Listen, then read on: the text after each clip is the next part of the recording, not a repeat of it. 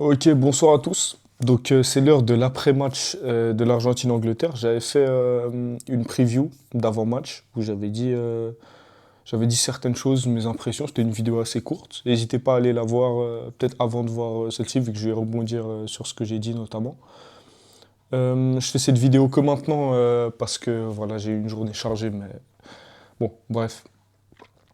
Alors par rapport à mon prono, je m'étais trompé. J'avais pronostiqué 3-2 pour l'Angleterre. Je voyais bien, l'Angleterre passer.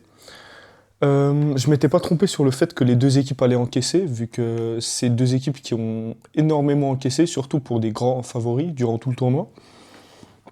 Et ce match qui s'annonçait historique, vu que ça n'avait pas eu lieu en Coupe du Monde depuis des années. Il me semble que le dernier match, c'était quand Maradona avait fait cette fameuse main, euh, qui a pris le surnom de main de Dieu. Et c'était un match qui a répondu présent. Dès le début, on a senti que ça allait pas être comme France-Espagne, vu qu'il y avait énormément de tensions, des grosses fautes, surtout des Argentins. Je trouve qu'à ce niveau-là, l'arbitre a assez mal géré, vu qu'il a pas sévi directement. Donc ça ne calmait pas les gens. Et au football aussi, de mon expérience, quand il y a une grosse faute qui n'est pas sanctionnée par un carton jaune, que ça laisse beaucoup jouer, oui, c'est bien de laisser jouer pour le rythme du match, mais quand tu laisses trop, après les gens se permettent de plus en plus, de plus en plus, de plus en plus, et après le contrôle du match t'échappe. C'est un peu ce qui s'est passé durant la première mi-temps. Après, ça s'est un peu calmé, ça a commencé à jouer au football, mais c'était très très tendu. Euh, donc voilà, tout d'abord, j'ai trouvé très intéressant Spence, le latéral gauche anglais, qui a été très bon, surtout en première mi-temps, très très intéressant. J'ai trouvé Gordon aussi assez remuant, mais je trouvais que dans le dernier geste, dans la dernière passe, la dernière décision, il mettait un peu trop de temps, il n'a pas fait de très bons choix. Après, il y a ce but un peu qui va dire qu'il fait rattraper son match. Il n'a pas fait un mauvais match, mais je trouvais dans le dernier geste, il aurait pu mieux faire. Rodgers, qui a été une surprise sur le côté droit, sa titularisation, franchement, c'était pas mal. Kane, j'en avais parlé dans ma preview, qui avait fait un mauvais match face à la Norvège. Je pensais qu'il allait se réveiller. Et il a fait un peu le même match en soi, on va pas se le cacher. Il a fait un match assez inexistant. C'est dommage, je l'attendais.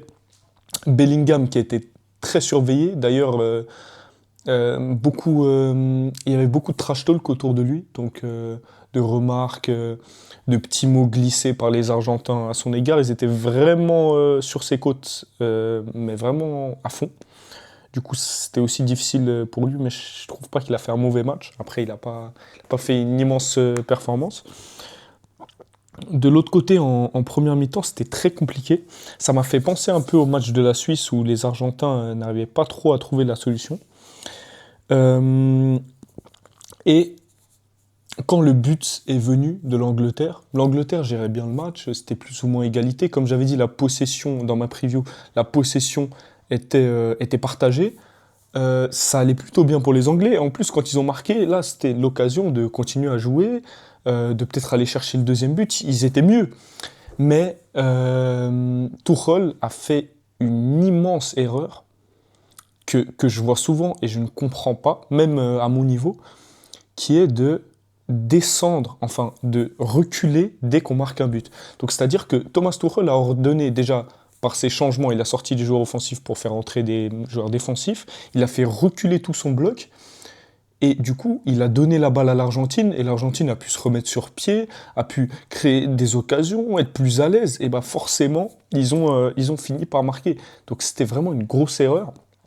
Euh, Ensuite, pour le comeback de l'Argentine, ça fait vraiment trois fois qu'ils font ça. Enfin, pas un comeback, vu qu'à la Suisse, c'était pas un comeback à proprement parler, mais ils ont marqué dans les toutes dernières minutes. Là, c'était dans les 5 dernières minutes. Face à l'Égypte, c'était à la 80e qu'ils ont commencé leur remontée. C'est vraiment incroyable. Franchement, c'est des signes d'une équipe qui pourrait gagner, vu qu'on voit que dans les moments importants, c'est les meilleurs, tout simplement. Là, pour l'instant, au niveau des situations difficiles. Et je voudrais faire un parallèle avec la France, qui, elle, au contraire, n'avait jamais vécu de position difficile. Ça veut dire que, oui, vu qu'ils étaient très forts, ils avaient toujours gagné sans être inquiétés. La plus grande menace, c'était le Paraguay, mais bon, ils n'ont pas encaissé de but, ils n'ont jamais été menés. Et du coup, ils n'étaient peut-être pas habitués. Tandis que là, l'Argentine, peu importe le score en finale, personne ne va se dire que le match sera fini. Même si l'Argentine perd 3-0, on ne va pas se dire que le match est fini.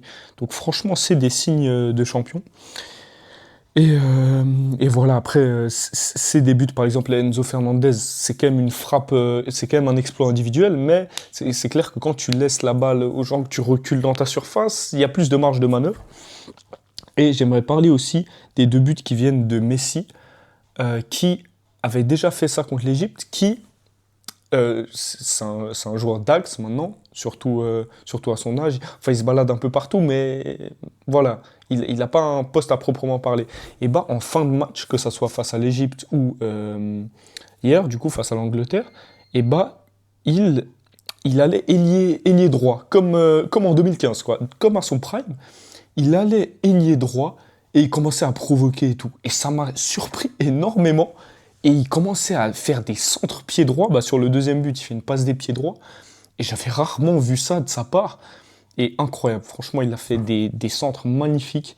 Il arrive encore à débloquer, à faire des accélérations à son âge. Il a fait un immense match, hein. Même en première mi-temps, comme il éliminait, c'était... Non, franchement, c'est dingue de voir ça, en plus à son âge. Bon, ouais. On n'est jamais surpris, enfin, on est toujours surpris avec ce joueur, justement. Euh, et puis voilà, je voyais l'Angleterre favori pour cette Coupe du Monde. Je suis très étonné qu'ils sortent. Je suis un peu aussi déçu de la performance des cadres, comme du coup Kane. Ah oui, aussi, et j'avais parlé de la frappe d'Enzo Fernandez qui est un exploit individuel, oui, mais je trouve que Pickford n'est pas irréprochable sur ce but, vu que oui, elle est belle la frappe, elle est puissante, il n'y a pas de souci, mais elle n'est pas tant sur le côté que ça, et j'ai l'impression que Pickford était pas très bien placé ou n'a pas réagi assez vite. Mais bon, on peut pas trop lui en vouloir vu qu'il a sorti des arrêts sur une tête, je sais plus de qui. Sur une tête, il a sorti pas mal d'arrêts, franchement, on peut pas trop lui en vouloir. Et pour reparler de Thomas Tuchel qui justement a fait reculer son bloc, il l'a admis lui-même, il me semble qu'il avait mal coaché. Enfin, pas directement, mais voilà. Et j'ai trouvé que dans ces changements aussi, du coup, faire rentrer des joueurs défensifs, c'est vraiment un signe de ah, on recule, on vous laisse la balle. Et quand tu rentres dans ce type de jeu, c'est là que tu prends des buts, en fait. Je comprends pas. Je préfère les équipes comme l'Espagne ou Manchester City. Enfin, Manchester City plus il y a 2-3 ans quand c'était leur prime, où on appelait ça, ils défendaient en gardant le ballon. Donc c'est-à-dire qu'ils conservaient le ballon et quand tu as le ballon, tu peux pas prendre de but. Et je trouve ça beaucoup mieux. Et j'ai l'impression que ça... Excusez-moi. J'ai l'impression que ça n'a jamais marché, le truc de... Enfin, la technique, pardon, de reculer le bloc et d'attendre l'autre équipe. J'ai l'impression qu'on se met toujours en danger. Mais bon, Tuchel, c'est ni le premier ni le dernier à faire ça. Mais voilà, je trouve que c'était une erreur. Et donc encore une finale pour l'Argentine, la troisième dans leur histoire, la deuxième consécutive.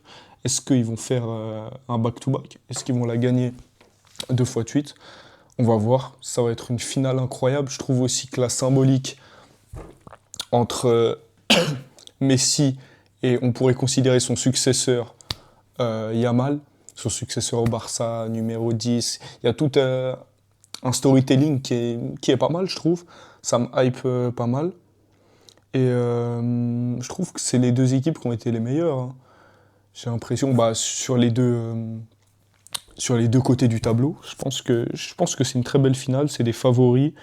Et puis voilà, j'ai hâte de voir ce match. Je vais sans doute faire une petite preview.